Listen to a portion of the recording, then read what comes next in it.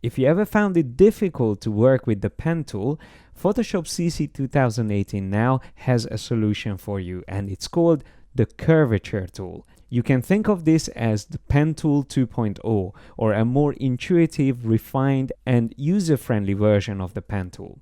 You can find it here in the toolbar, so where the pen tool is, it's joined together with it.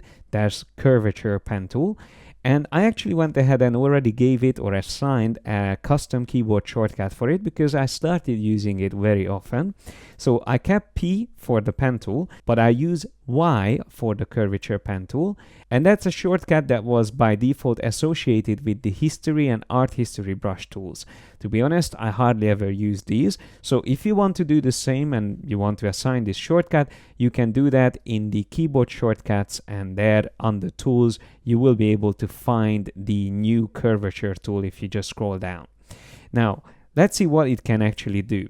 So if I want to make a selection of this door, I could use the classic pen tool and go around and draw by clicking and then click and dragging to define my curves.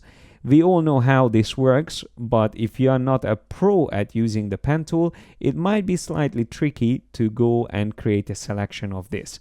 Now, let me show you why it can be easier to use the curvature tool. So what I'm going to do is to zoom a little bit closer just so you can see what I'm doing. And I start off by holding down the Alt key. Now that's quite important because by holding down the Alt key, I can make sure that I just draw straight lines. And notice what I'm doing is I'm only going and clicking on the corner points of this selection. So there we go. We have very quickly identified the corner points. And now comes the amazing bit, the real magic of the curvature tool. Now, if I want to add curves, all I have to do is to click and drag these points around.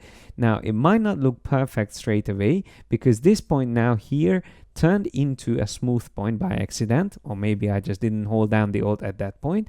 But no worries, I can just double click on it and then immediately it fixes both sides of the curve or both sides of the path. So let's see now this point here, I can just click and drag it into place and I can keep and drag these into place. Now here we have an S curve, so all I have to do is to click once and then click again. And notice how I can move this anchor point along the path easily to really find where it needs to go or where it fits the best. So once again here, using 2 points, I could do it, and I can always go back and fix additional points if I need to.